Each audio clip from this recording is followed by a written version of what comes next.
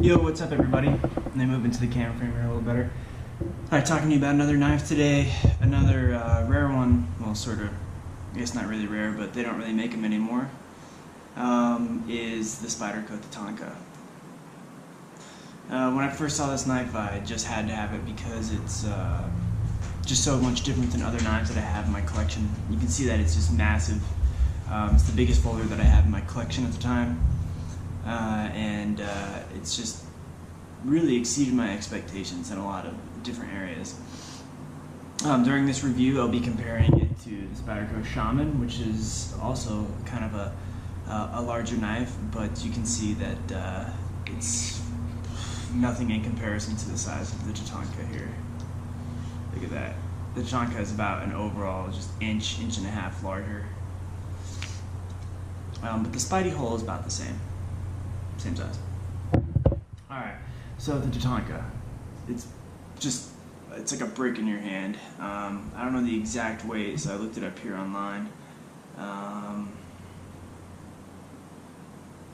It's 9.5 ounces, so I mean you can definitely feel it there. And you can definitely feel it in your pocket. But what's cool about this knife is, even for how huge it is relatively thin, and it actually does seat in your pocket fairly well as long as you're not wearing like skinny jeans or like super tight pants. It sits in the pocket really well actually, and most of the time it's just like any other knife. My pocket doesn't get in my way or anything like that, but I have gotten a few looks and stares and even a few comments when I've opened this knife just to do a few little tasks. It's so huge that it's like really hard to like spider flick out there. I haven't got it yet, but the blade is just over 5 inches, so you can imagine how heavy it is. I have oiled it up and worked the action a little bit, and it's still kind of stiff. I just get it out, put my thumb in the hole right here, and you just open it up a little bit, and then sort of just flip it the rest of the way. So it's not like super fast, but it's not like super slow either. So just open it a little bit. Alright, so you can see how big it is in your hand here. The handle is pretty long, just a little bit longer than the blade. Like I said, the blade is just over 5 inches. The handle length exactly is 6.5 inches. So together this is about an 11.5 inch knife from the tip of the blade to the bottom of the handle here. It's got this, I guess the Spyderco calls it the power lock, power compression lock in the back here, and it's supposed to be one of their strongest locks. You can see the Spyderco Shaman back here has the back lock as well. Compression lock on the Spyderco Shaman, which is also supposed to be one of their strongest locks. I'm not entirely sure which one is stronger. However, I have seen a number of YouTube videos where people have put this knife in a vise and then seated a bunch of weight on the blade, and it's pretty incredible. I think I saw a video where it got to 200 plus pounds, and it still wasn't even completely, didn't completely bust the lock. It was just kind of bent. So there's no doubt in my mind that this lock is incredibly strong, and just the fact that it's a lock that's not in the liner is a huge plus for me. It's because I don't really like the locks that are in the liner locks right here.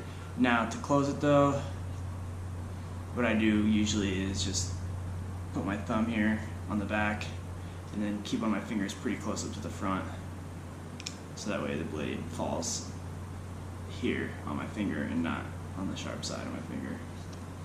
So I'll show it to you real quick again. So I just usually close it like that.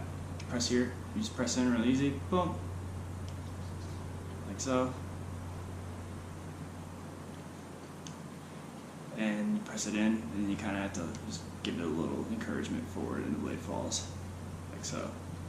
And then just close it the rest of the way. Jesus. I have carried this knife. I EDC'd it for about a month straight. I've had it for maybe 3 or 4 months now. G10 scales on the handle here. Not a deep pocket carry clip. It's just like your typical Spyderco pocket clip here. Like the Shaman, it has a little paracord thing right here. A little hole you can put some paracord through. This is just a beast of a knife though. Like, I mean, it's just massive. You can use it for whittling. I used it for whittling a little bit just to kind of see how it felt. Feels great in your hand, honestly. It's almost like a bushcrafter, really. And it has the jimping right here on the back, which is super nice. Like, I know I reviewed the Benchmade bushcrafter and it doesn't have the jimping right here on the back. This feels really nice. I almost always use the choke up on the knife because it is so huge. And like, if you're holding it down here on the handle, it's kind of awkward. You can't really get much, I guess, fidelity for holding it back here. So I almost always choke up on it. And you have the nice finger curve, finger well here, and you have it up close even farther right here. And of course, as a Spyderco, it comes wicked sharp out of the box. Still maintains a great edge right now. I haven't done anything too crazy with this knife. Just your daily tasks. Again, like cutting up a mail. I removed a bunch of staples with it at work out of some paper. Some people gave me some stares, but it worked great for that. I've cut some zip ties, cut some cardboard. No issues at all whatsoever. I'd have no issues putting the full force of my body weight on this knife as well, given the power lock here and just how sturdy and strong it feels. I mean, I'll try to grab it and put some pressure on it now without cutting myself. Can't. I mean, I'm not like a weak guy, but nah, I'm not gonna bend that knife blade back. This is an awesome knife. I do like how it's a little indented right here. A lot of people say right here on the lock, people say it's so it doesn't accidentally come unlocked when you're squeezing it in your hand right here. I could see that. You know, if you have a meaty part of your hand and you squeeze it, you could probably push that in. But because it's indented here, it's supposed to stop that. And I know that the lock looks off-centered right here, but that's how it's designed, because actually when you close it, the lock rotates back into its center place.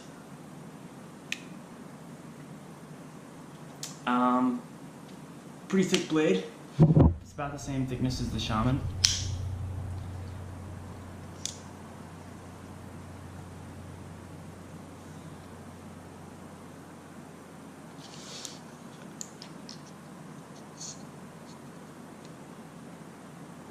Both awesome knives, both just great to have in your collection. This one's definitely more of an EDC, the Shaman. But let's just say like you're someone that works outside a lot, you can use a large blade. I highly recommend this knife, and I highly recommend it if you just want something different to add to your collection as well. Stainless steel liners, G10 scales, nice grip. It doesn't feel, it feels a little more bulky in your hand because the edges are kind of squared. Whereas if you look at the Shaman here, the edges are kind of beveled a little bit, rounded off, so they're more smooth. Definitely a little more bulky and square with the Tatanka here. I also love the way the blade is just shaped. It looks almost like a spear point to me. It's not sharpened on the backside here, but it's just a beautiful knife. I like just the blade itself. It's just so different, this design right here. Made in Japan. So this is a really awesome knife. I don't really have much else to say about this knife. If you're someone that works outside, you sometimes maybe commute around into the city or for whatever reason, I recommend this knife. It is huge, so you gotta check your local laws, but really awesome knife. Both really great knives. If I was going to go out and be in town, work at the office, take the Shaman with me. If I'm going camping, hiking, doing any type of military work, I would definitely take the Tatanka. It's just a heavier, I wouldn't necessarily say it's a heavier duty knife than the Shaman. It's just a larger knife. I mean, because the Shaman is already a workhorse for a folder, so great for self-defense as well. You can definitely slash, you can definitely stab, definitely hit someone with the hilt or the butt here. It's a great knife. Alright, that's all I really got, guys. I'll post the vid, and if you have any questions or comments or any other concerns, anything you want to hear about the Shaman, let me know. Or I mean the Tatanka, let me know. Like I said, BG10 steel, really good steel. Maybe not quite as good as the S30V, but still really good against rust resistance, good hardness, very easy to sharpen. So, alright, with that said, I look forward to your comments.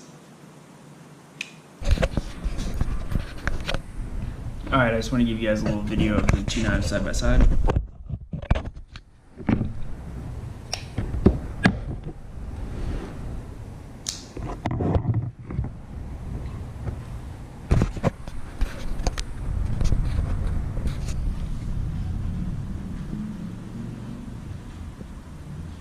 Alright, I'm going to throw a paper towel roll in there so you can get a little bit more perspective on the size of the Tatanka.